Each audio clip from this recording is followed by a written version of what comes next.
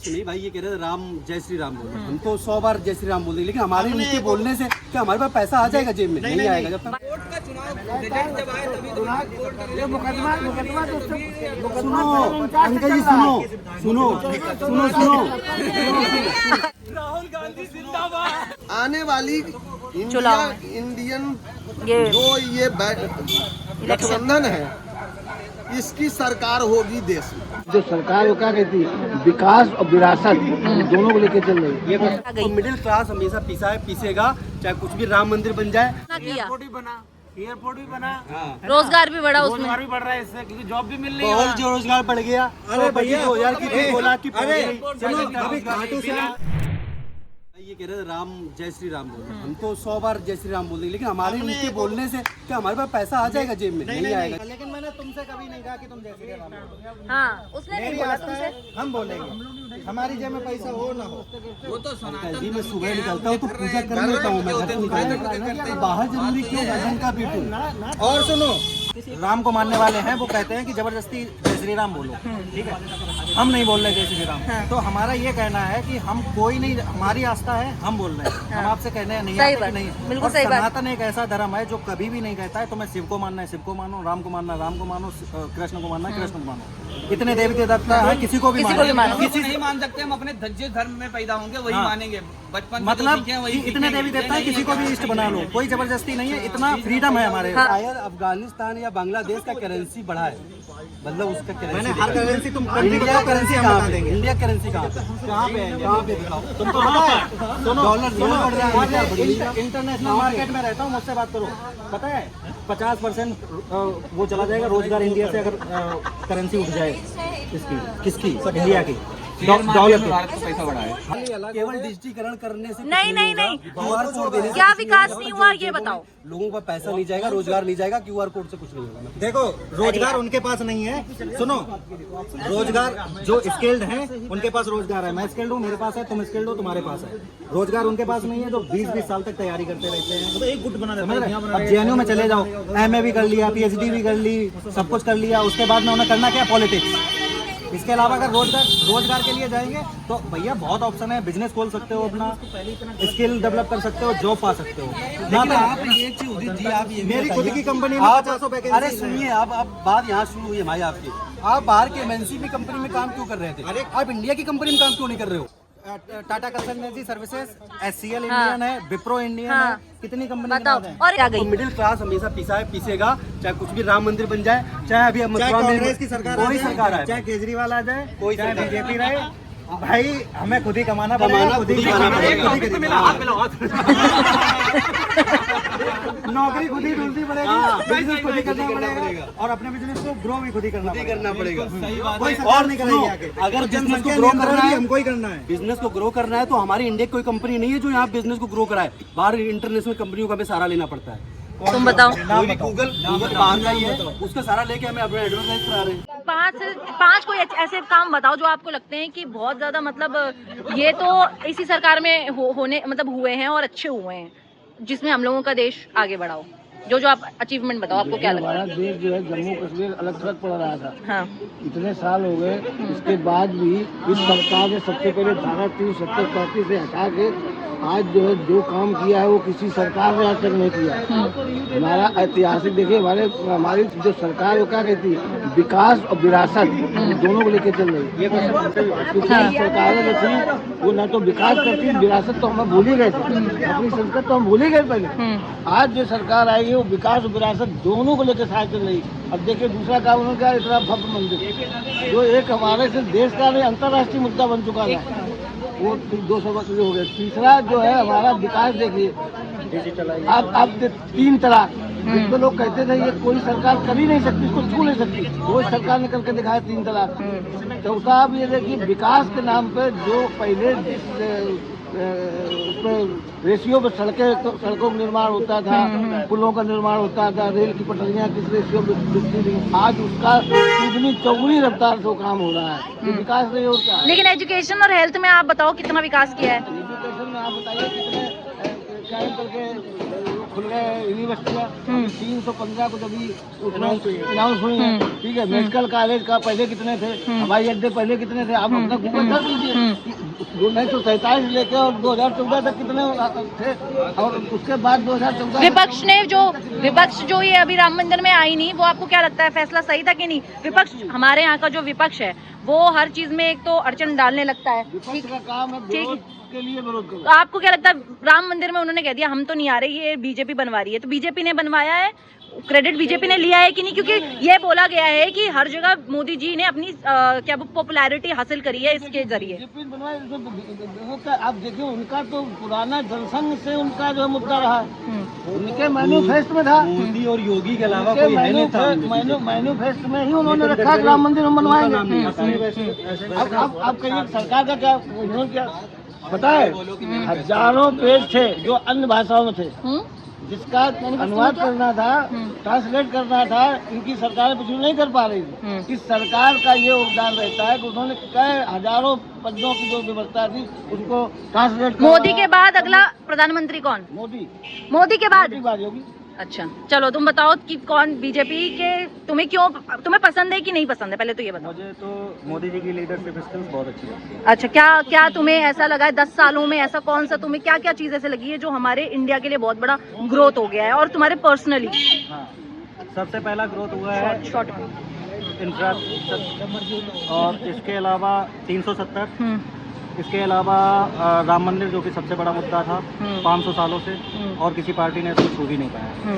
चौथा जो डेवलपमेंट हुआ है वो रेलवे में बहुत अच्छा हुआ है। अच्छा। और इसके अलावा थोड़ी पॉलिसीज चेंज करी हैं इन्होंने एजुकेशन में, बट इन्हें और करनी चाहिए, इन्हें और चेंज करनी चाहिए थी। और मेरे हिसाब से जैसे क्या है ना, ये जो मंदिर का पैसा है जो मंदिर में आता है, इसके जो पैसा सरकार अपने पास रखे और बाकी चीज़ों में खर्च करती है, उसकी जगह यूनिवर्सिटीज़, गुरुकुल्स जो अपनी पुरानी सनातन के हिसाब से चलते थे, उस टाइप की मॉडर्न बेस पे एजुकेशन को और आगे बढ़ाना चाहिए। महंगाई को देखकर क्या बोलोगे? बड़े दिन से गुड़गांव में रहते हो। महंगाई देखो बढ़ रही है, लेकिन साथ साथ में हमारी क्या है ना कि फाइनेंशियल ग्रोथ भी हो रही है साथ। अच्छा, ऐसा नहीं है कि महंगाई बढ़ रही है और हमारी फाइनेंशियल ग्रोथ नहीं हो रही। आज से 4 साल पहले मैं 20,000 कमाता था, आज को 50,000 कमाता हूँ, तो फाइनेंशियल भी ग्रो किया हूँ और महंगाई ग्रो कर रही है। लेकिन अगर देखा जाए आस पड़ोस की कंट्री, विपक्ष के लिए क्या कहना चाहते हो? विपक्ष के लिए कहना चाहता हूँ कि एक डेवलपमेंट कंट्री होने के लिए विपक्ष का मजबूत होना बहुत जरूरी है। इसमें हाँ, ये बढ़िया बात है। इसमें क्या है ना कि जो मुद्दे हमारे देश के हित में हो उनका सपोर्ट करना चाहिए, और जो देश के, क्योंकि हम जाके संसद में नहीं बोलेंगे कि ये हमारे लिए बेनिफिशियल नहीं है, विपक्ष को ही बोलना पड़ेगा। लेकिन विपक्ष एक तरीके से हर चीज़ का विरोध करती है, और विरोध के कारण फिर वो अपनी मनमानी सही से विरोध भी नहीं करती है, सही से विरोध करती नहीं है, और मेजोरिटी होने के कारण फिर वो अपनी मनमानी करना है, जिससे लगता है ये एक तरीके से अपना। पर्सनली राहुल गांधी को कुछ कहना चाहते हो? राहुल गांधी न्याय यात्रा चल रही है अभी। हाँ, राहुल गांधी न्याय यात्रा कर रहे हैं, राहुल गांधी ने भारत जोड़ो यात्रा करी है, राहुल गांधी अच्छा बोलते हैं, लेकिन उनको, हाँ वही तो कहा मैंने, उनको सबसे ज्यादा ये है कि उनको जो मुद्दे हैं ना वो संसद में और जनता के सामने अच्छे से उठाने चाहिए। ये अभी क्या है कि कोई वो कांग्रेस पार्टी के सबसे बड़े लीडर के रूप में है, एक तरीके से विपक्ष भी उन्हें चाहता है कि फिर प्राइम मिनिस्टर बन जाए, तो प्राइम मिनिस्टर बनने के लिए उनको अपनी बचपने वाली आदतें छोड़नी पड़ेगी। अब जैसे राम मंदिर में इन्विटेशन मिला था, इनको कहना चाहिए था अगर नहीं मिलता तब तो इन्हें ये कहना चाहिए था कि हमको जाना है, राम सबके हैं। जैसे ये स्टेटमेंट में तो बोलते हैं कि राम सबके हैं, लेकिन ये कभी भी राम को दिल से नहीं मानते। बिहार की राजनीति पे कुछ नीतीश कुमार जो इधर उधर पलटा मारते रहते हैं, तड़ते उधर तड़ते यहाँ, नीतीश पलटा मारते। इंडिया गठबंधन तो फिर तो चूर चूर हो गया, फिर तो कोई विपक्ष बचा ही नहीं। अब देखो, इंडिया गठबंधन बना इसलिए था क्योंकि सबके अपने अपने पर्सनल एजेंडा था, पर्सनली एजेंडा बना रखा था उन्होंने इंडिया गठबंधन को लेके, कोई भी जनता के लिए नहीं सोचा। इंडिया गठबंधन में से कोई अगर प्रधानमंत्री के लिए खड़ा हो तो तुम्हें क्या लगता है कौन खड़ा होना चाहिए? मुझे पहले एक बार को लगता था कि केजरीवाल को खड़ा होना चाहिए, बट क्योंकि वो एजुकेटेड है और शुरुआत में काम अच्छा किया, लेकिन जैसे जैसे अब पहले इन्होंने स्टार्टिंग ही यहीं से करी कि हम भ्रष्टाचार नहीं होने देंगे, हम अच्छा एजुकेशन लाएंगे, हम अच्छा क्या कहते हैं हेल्थ का वो हेल्थ करेंगे, लेकिन अब क्या हो रहा है, भ्रष्टाचार भी खुद ही कर रहे हैं। ठीक है, पोल खुल रही है हर चीज़ में। और कांग्रेस जो इन्होंने, केजरीवाल जी ने एक लिस्ट निकाली थी कि ये इंडिया के टॉप 25 भ्रष्ट नेता हैं, इनके साथ मैं कभी भी अलायंस नहीं करूंगा, लेकिन उसके बाद भी उन्हीं लोगों के साथ जाके खड़े होंगे क्योंकि मोदी को हराना है। मोदी वो तो मोदी भी करते हैं, मोदी नहीं करते। मोदी को हराने के चक्कर में शर्मा को इधर कर ले, अरे वो अलग बात है। दोनों की वो अलग बात है। सेम ही तो बात है ना। अलग कैसे? हाँ। जवाब दो। देर बोलो, तेज बोलो, तेज बोलो। नहीं, थोड़ा आवाज आएगा ना। नहीं, आवाज आएगी ना इसमें। हम उस पर भी बोल देंगे, हम उस पर भी बोल देंगे। हाँ, नहीं, पहले उसका जवाब दो। पॉलिटिक्स है ये, आर्ट ऑफ वॉर की तरह होती है, इसमें साइड्स बदलनी पड़ती हैं। जैसे जैसे मोदी नीतीश साइड्स ने भी बदलते बदल हैं, वैसे ही अदर पार्टीज भी बात साइड है। चेंज करते हैं। अब मैं इस पे एक चीज ये रूल है ये कहूँगा, जैसे अभी कुछ दिन पहले एनडीए का छोड़ के राजनीति में नीतीश चले गए थे राजनीति। इंडिया गठबंधन के साथ, और नीतीश ने ही इंडिया को एक तरीके से खड़ा किया, ठीक है। उसके बाद भी बीजेपी की सरकार थी, बीजेपी विपक्ष में थी, केंद्र में थी, कोई वो तो नहीं लगाया इनके ऊपर कि ब्लेम कि तुमने ये भ्रष्टाचार किया है, या उनके पास तो ईडी नहीं गई, उनके पास तो सीबीआई नहीं गई, क्यों नहीं गई? अगर किया होता तो गई होती। और अगर मतलब तुम कह रहे हो कि जो कर रहे हैं उन्हीं के पास ईडी जा रही है, ऐसी थोड़ी ना सबके पास जा रही है। नहीं, मैं कह रहा हूँ कि अगर कहीं कुछ है तो आपके लिए कोर्ट है, आप कोर्ट जा सकते हो। विश्व शर्मा पर कुछ आरोप लगे थे, जो उन्होंने पार्टी चेंज कर ली तो उनके ऊपर से सारे आरोप हटा दिए गए। हाँ। अजीत पवार और उन पर लगे थे, जब उन्होंने पार्टी चेंज करी तो उनके सारे आरोप हटा लिए गए। तो ये भी तो एक misuse सही of बात है, power मिसयूज ऑफ पावर है। बताओ, तो मिसयूज ऑफ पावर किसने नहीं किया? जो मतलब तुम वो तो सब कर रहे हैं। वो सब कर रहे हैं। मोदी के बाद लेकिन मेरा अगर आप मेन नीतिगत जो बातें फोकस कर रहे है, हैं, हाँ। तो आप ये नहीं कर सकते। अरे मैं नीतिगत भाई पॉलिटिक्स पे बात कभी नीतिगत हो ही नहीं। लेकिन फिर इनके बाद भी मैं कहूँगा जय श्री राम।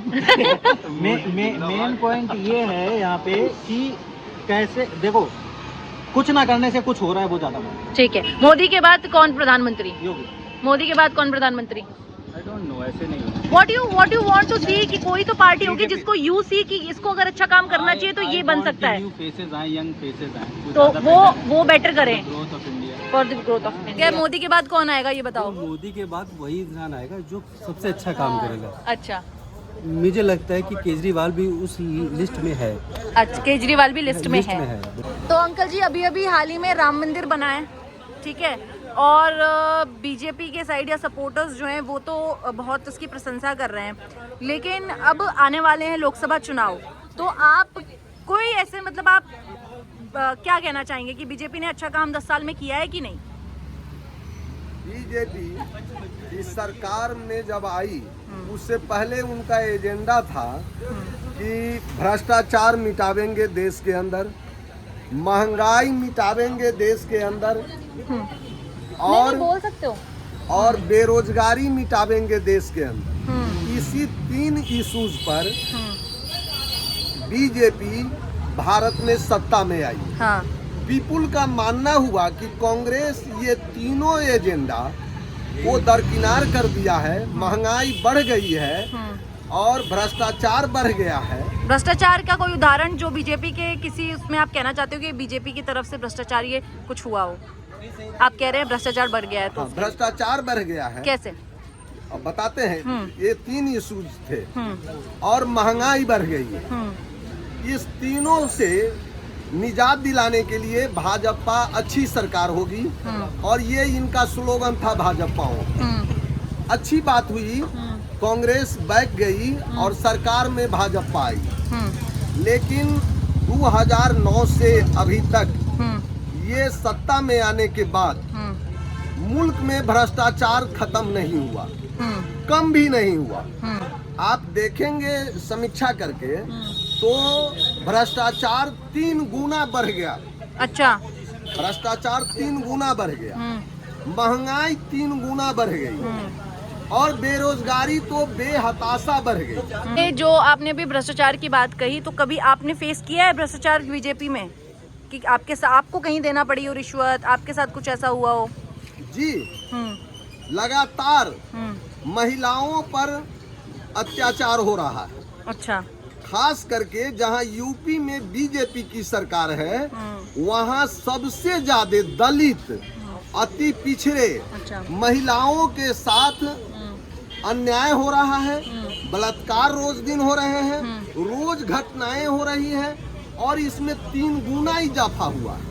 विपक्ष जो कह रहा था कि राम मंदिर तो बीजेपी ने बनवाया, हम नहीं जाएंगे, उनको बुलावा भी मिला कि भाई आपको इनॉग्रेशन में आना है, लेकिन फिर भी वो गए नहीं। तो आपके हिसाब से विपक्ष के लिए आप क्या कहना चाहेंगे? बस इस नहीं, मुद्दे पे। उनको जाना चाहिए। हम धार्मिक भावनाओं को ठेस पहुंचाना नहीं चाहते। हमारा जो संस्कृति है, भारतीय संस्कृति, उसमें हम धार्मिक सोच से अगर जाते हैं, उसको पॉलिटिकल सोच नहीं मानते हैं, तो हमें जाना चाहिए। आने वाली सरकार में लोकसभा में कौन जीतेगा, क्या लगता है आपको? आने वाली इंडियन जो ये गठबंधन है, इसकी सरकार होगी, देश में जीतेगी। जीतेगी। आपको लगता है जीतेगी। आज भी कौन बनेगा उसमें से प्राइम मिनिस्टर? वो तो तय होगा। आपको क्या लगता है किसको बनना चाहिए? नहीं, उसको तय होगा जो लोग जीत करके आवेंगे पीपुल के बीच से, तब उसमें से पता चलेगा कि कौन प्राइम मिनिस्टर। आप अपने व्यक्तित्व के हिसाब से, इतने सारी पार्टीज हैं, सब जुड़े हुए हैं, गठबंधन है ना, तो आपको क्या लगता है कि किस व्यक्ति को उसमें से एक प्राइम मिनिस्टर बनना चाहिए देश? क्योंकि कोई एक बनेगा ना। जो लोग जीत करके आवेंगे तब न तय होगा कि कौन जीत करके आए, और उस पार्लियामेंट्री क्षेत्र में जो है उसमें से कौन अच्छे। तो अभी आप सभी ने एक चर्चा देखी है कि उसमें सब कह रहे हैं कि कुछ पक्ष है जो कह रहा है कि मोदी सरकार बहुत अच्छा काम कर रही है, लेकिन कुछ जो लॉट है यहाँ पे जो मौजूद था, उनका कहना है कि मोदी सरकार अच्छा काम नहीं कर रही है। 2024 में जो चुनाव होने वाले हैं लोकसभा के, उसमें ज्यादातर लोगों का कहना है कि बीजेपी वापस आएगी। और अगर ये सवाल पूछा गया कि बीजेपी के में मोदी जी के बाद प्राइम मिनिस्टर का जो चेहरा है वो कौन होगा, वो योगी का नाम ज्यादातर लोगों ने लिया है। तो ये एक चर्चा मैंने आपको अभी इस समय दिखाई कि गर्मा गर्मी थोड़ी सी हो गई कि कौन ज्यादा अच्छा काम कर रहा है और कौन नहीं कर रहा है। कांग्रेस के लिए भी हिदायत दी है लोगों ने कि आप विपक्ष हैं, विपक्ष को किस तरह से काम करना चाहिए, विपक्ष को किस तरह से मुद्दों को उठाना चाहिए, ये भी जरूरी है, क्योंकि अपने देश में विपक्ष भी मजबूत होना चाहिए। तो अगर ये आपको वीडियो पसंद आया है और ये चर्चा पसंद आई है, तो इसे वीडियो को जरूर लाइक करिए, शेयर कीजिए, कमेंट में जरूर बताइए कि और किन चीजों पे, किन टॉपिक पे हम ग्राउंड रिपोर्ट एकदम ला सकते हैं, जिसमें आपको लोगों की चर्चा समझने को और उनके व्यू पॉइंट्स जानने को मिले। तो अगर पसंद आया है तो इसे जरूर लाइक, शेयर और चैनल को सब्सक्राइब जरूर कीजिए, और ऐसे ही खबरवती को ढेर सारा प्यार देते रहिए। शुक्रिया।